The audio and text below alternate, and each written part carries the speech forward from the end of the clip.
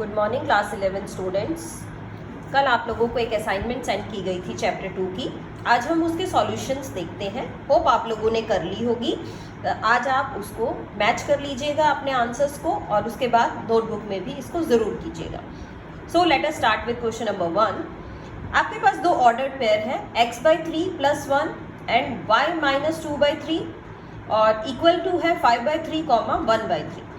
तो हमने क्या लिखा, by equating the ordered pairs we get. हम ऑर्डर्ड पेयर को इक्वेट करेंगे तो क्या मिलेगा आपको कि हम x/3 + 1 को इक्वेट करेंगे 5/3 के साथ और y - 2/3 को इक्वेट करेंगे 1/3 के साथ। यानी आपका जो फर्स्ट पेयर है, फर्स्ट नंबर है, उसको फर्स्ट से इक्वेट करना है, जो सेकंड है उसको सेकंड से इक्वेट करना है। तो आप सॉल्व करेंगे, आपके पास वैल्यूज आ जाएंगी। x की वैल्यू हमारे पास आ रही है 2 और y की वैल्यू आ रही है 2। तो स्टूडेंट्स ये आपको क्लियर होना चाहिए कि ऑर्डर्ड पेयर अगर हैं इक्वल में लिखे हुए तो आप उसको कैसे इक्वेट करेंगे। The first element will be compared with the first element, the second element will be compared with the second element and you can find out the values of x and y। Now move on to question number 2। Question number 2 में आपके पास एक set A है जिसके elements है 1 2 3। B set है, B set के elements है 4 एंड 5। इस क्वेश्चन में आपको फाइंड आउट करना था A क्रॉस B।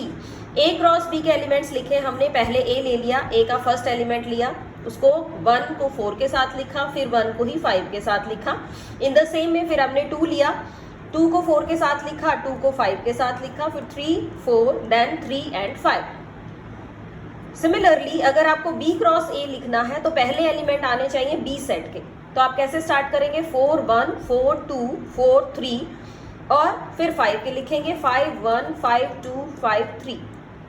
इस तरह से हमने A क्रॉस B सेट भी लिख लिया, B क्रॉस A सेट भी लिख लिया है। तो स्टूडेंट्स आप इजीली देख सकते हैं A क्रॉस B आपका B क्रॉस A के इक्वल नहीं आया। क्यों नहीं आया?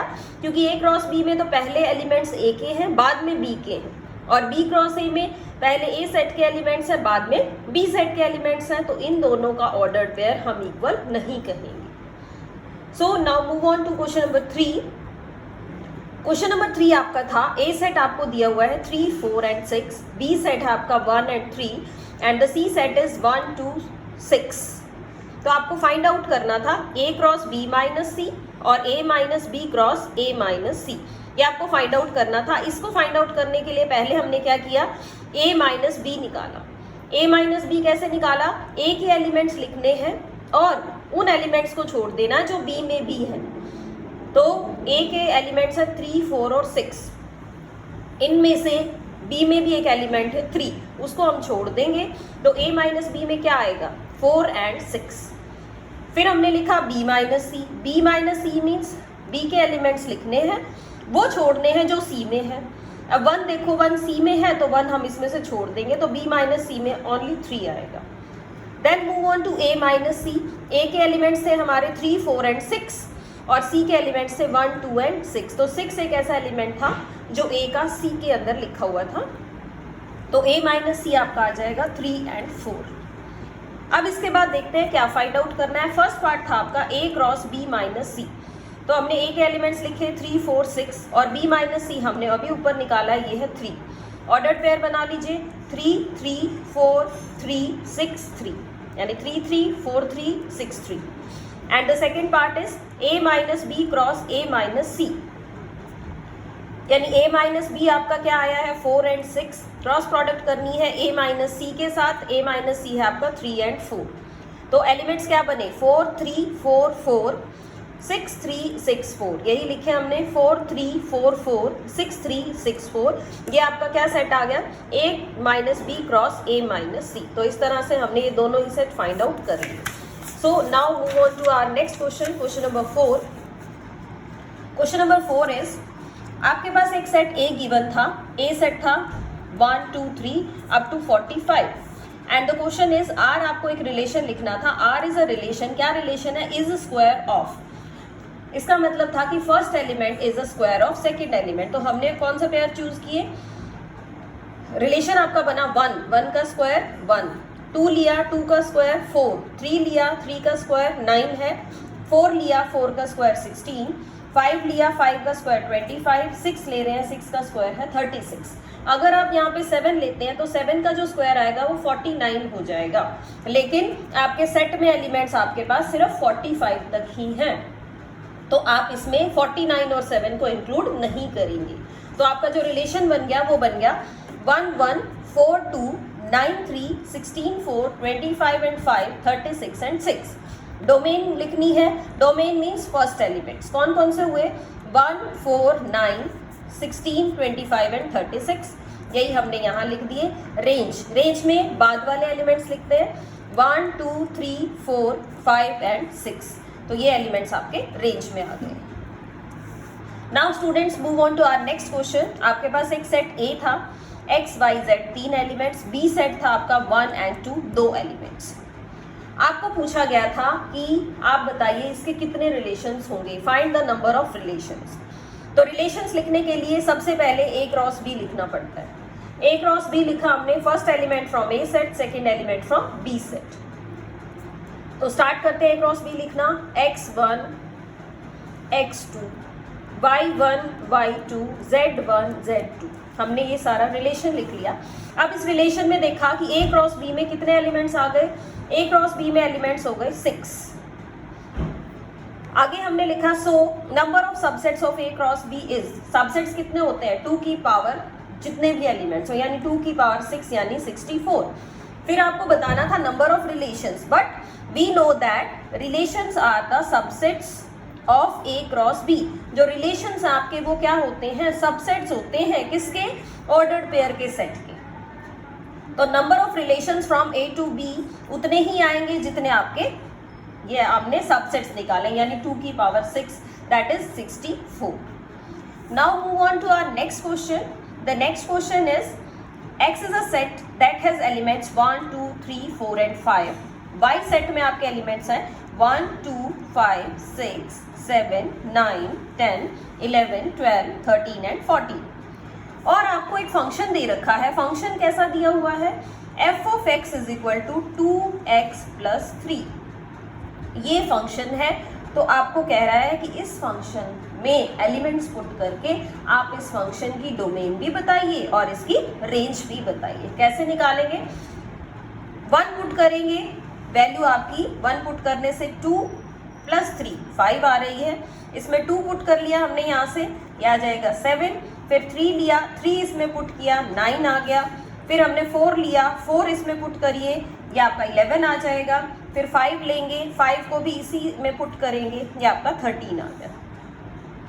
डोमेन लिखना चाह रहे हैं, डोमेन मीन्स फर्स्ट एलिमेंट यानी कि 1 2 3 4 एंड 5, ये आपकी डोमेन हो गई। डोमेन पुट करने के बाद कौन से एलिमेंट्स आए, 5 7 9 11 एंड 13, ये आपकी रेंज आ गई, यानी डोमेन हो गई 1 2 3 4 5। हमने ये एलिमेंट्स पुट किए थे और रेंज में कौन से एलिमेंट्स निकल के आ गए, 5 7 9 11 एंड 13।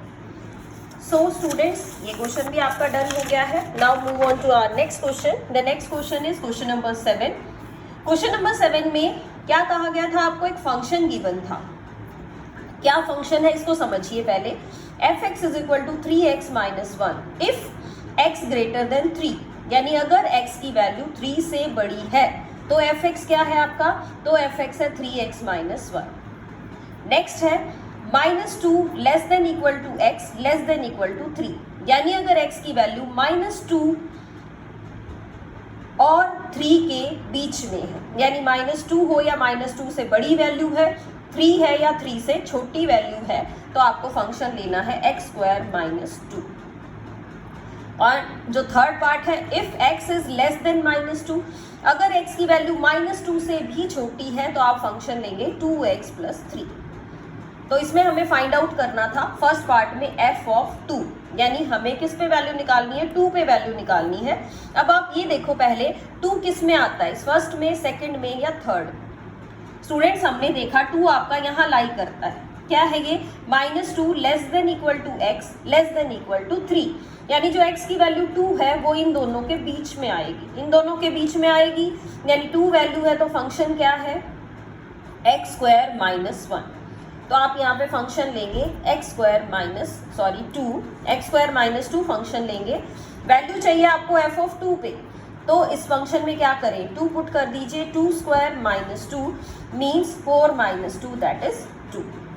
नेक्स्ट पॉइंट निकालना था आपको f4, यानी x आपको चाहिए 4 किस में लाई करेगा, x की वैल्यू अगर 3 से बड़ी हो तो आपको fx क्या लेना है, fx लेना है 3x माइनस 1। यही हमने यहाँ लिया है, fx क्या लिया 3x माइनस 1। इसमें x की जगह 4 सब्सटीट्यूट कर लीजिए, वैल्यू आपके पास क्या आ गई 11। Third part is f of -1। अब -1 देखते हैं किस में लाई करेगा, -1 किस में लाई करेगा, -2 और 3 के बीच की, -2 से बड़ी वैल्यू और 3 से छोटी, इसमें लाई करेगा। कौन सा फंक्शन है, एक्स स्क्वायर माइनस 2। तो यही फंक्शन रखा हमने, एफ एक्स क्या आया आपका x square minus 2। Value put कर दीजिए एफ ऑफ -1, सॉल्व करेंगे आपका -1 आ जाएगा। Fourth part is F of -3। -3 value -2 से जितनी भी छोटी वैल्यूज होंगी वो आपकी इस फंक्शन में लाई करनी है। क्या फंक्शन है ये, 2x प्लस 3, यानी -2 से छोटी वैल्यू है -3, तो आप यही फंक्शन लेंगे। हमने ये फंक्शन लिखा f x is equal to 2x plus 3। F की जगह पुट करिए -3, आपकी क्या वैल्यू आएगी 2 इंटू -3 प्लस 3, यानी -6 प्लस 3 यू विल गेट -3। तो स्टूडेंट्स इस तरह से पहले आपको देखना है कि जो वैल्यू आपको फाइंड आउट करनी है 2, 4, -1 या -3, ये किस को सेटिस्फाई करती है, फंक्शन के किस पार्ट के लिए वैल्यू अलग अलग है, तो जिसमें लाई करेगा उसी टाइप का आप फंक्शन लेंगे। क्वेश्चन में से देखिए, चलिए नेक्स्ट क्वेश्चन पे चलते हैं। Question number 8। क्वेश्चन नंबर 8 है आपका एफ एक्स आपको फंक्शन दिया हुआ है। फंक्शन है x square plus 2x plus 1 upon x square minus 8x plus 12। आपको इस फंक्शन की डोमेन बतानी है। डोमेन मीन्स जिसके लिए ये फंक्शन डिफाइन हो, यानी क्या कहेंगे हम, since f x is a rational function, rational है ये, p बाय क्यू की फॉर्म में लिखा हुआ है, so f x is defined for all values of x except, किन वैल्यू के डिफाइंड नहीं होगा, except for which x square minus 8x plus 12 इज 0। अगर ये डिनोमिनेटर आपका 0 बन जाएगा तो हम इस फंक्शन को डिफाइन नहीं कर सकते। अब 0 देख लेते हैं किस किस वैल्यू पे बन रहा है, फैक्टर्स किए इसके x minus 2 and x minus 6। x की वैल्यू यहाँ से 2 आ गई, यहाँ से x की वैल्यू 6 आ गई है, तो ये जो आपका फंक्शन है ये 2 और 6 पे डिफाइन नहीं है। तो इसकी डोमेन में क्या लिखा, इसकी डोमेन में हमने लिखा all the real numbers accept 2 and 6। सिर्फ 2 और 6 को छोड़ देना है, बाकी सभी रियल नंबर्स के लिए ये फंक्शन आपका डिफाइन हो जाएगा। Now move on to our second part. इसी क्वेश्चन का एक और पार्ट भी था आपके पास। फंक्शन था f x is equal to 1 by root x minus 3 into x minus 4। अब ये भी वही बात है बेटा, f x is defined only when, कब डिफाइन होगा एफ एक्स, जब ये जो आपका डिनोमिनेटर है ये 0 भी ना हो और फिर रूट में है तो नेगेटिव वैल्यू भी ना दे। इसका मतलब ये फंक्शन आपका डिफाइन होगा अगर x माइनस 3 और x माइनस 4 ग्रेटर और इक्वल टू 0 हो जाए, यानी या तो ये 0 हो या 0 से बड़ा हो, उन वैल्यूज के लिए ये फंक्शन आपका डिफाइन हो जाएगा। अब इससे क्या निकल के आया, यानी 0 या 0 से बड़ा कब होगा, या तो हम x 4 से बढ़ा लें तब ये पॉजिटिव बनेगा, या फिर हम x 3 से छोटा लें। अगर हम 3 से छोटी वैल्यू लेंगे, मान लीजिए मैंने 2 ले लिया, तो 2 माइनस 3 माइनस 1 और 2 माइनस 4 माइनस 2, तो -1 इंटू -2 बन जाएगा जो कि 0 से बड़ा, यानी कि या तो नंबर आपका 4 से बड़ा हो या 4 हो, या नंबर आपका 3 या 3 से छोटा। तो इसकी डोमेन क्या बनी, इसकी डोमेन लिखेंगे हम ऑल रियल नंबर्स। कौन से नंबर्स छोड़ दिए गए, हमने क्लोज्ड इंटरवल लिखा है। क्लोज्ड इंटरवल कौन सा, जिसमें 3 और 4 के बीच के सारे एलिमेंट्स होंगे, यानी 3 और 4 के बीच में जितने भी एलिमेंट्स लाई करते हैं वो सभी हमें इसके लिए छोड़ने पड़ेंगे, तभी ये वैल्यू आपकी ग्रेटर और इक्वल टू 0 बनेगी। क्लोज्ड इंटरवल है, इसका मतलब आपको 3 भी छोड़ना है और 4 भी छोड़ना है, क्योंकि अगर आप 3 रख रहे हैं तो भी 0 बन रहा है, 4 रख रहे हैं तो भी 0 बन रहा है, वैल्यू आपकी ग्रेटर नहीं जाएगी इसीलिए। Now the last question is, आपके पास दो फंक्शंस हैं, fx है आपका 2x - 1, gx है आपका x²। आपको क्या करना था, f + g0 निकालना था। f + g0 का मतलब हमने पढ़ा हुआ है अलजेब्रा ऑफ फंक्शंस में कि f + gx क्या होता है, ये जो वैल्यू है इसको f के साथ भी लिख देते हैं, बीच में प्लस का साइन है तो प्लस आ जाएगा, माइनस होता तो माइनस, मल्टीप्लीकेशन है तो मल्टीप्लीकेशन, डिवीजन है तो डिवीजन। तो 0 है तो 0 पुट कर लीजिए आप, क्या आ जाएगा ये f(0) + g(0). आप इसमें वैल्यूज रखेंगे तो ये आ जाएगा -1। सेकेंड है f - g × 2, यानी f(2) - g(2).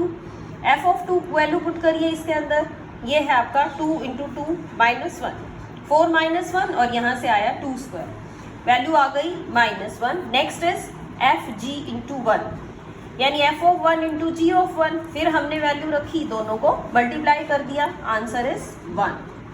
The next one is f/g4, यानी f4/g4, फंक्शन में वैल्यू पुट कीजिए 4, g वाले में भी वैल्यू पुट कीजिए 4, सॉल्व करेंगे आपके पास आ जाएगा 7/16। तो स्टूडेंट्स ये सारे क्वेश्चंस हमने सॉल्व कर लिए हैं जो आपकी कल असाइनमेंट में दिए गए थे। होप आप लोगों के ऑलमोस्ट क्वेश्चंस करेक्ट होंगे, अगर कोई मिस्टेक है तो आप उसको इजीली कर सकते हैं, इनको नोटबुक में करिए और मुझे चैप्टर 2 का कंप्लीट वर्क अपना व्हाट्सएप कर दीजिए, ताकि मुझे पता चले कि आप कितना वर्क कर रहे हैं और अकॉर्डिंगली हम आगे काम कर सकें। Thank you so much, keep learning, stay home, stay safe. Thank you so much बेटा।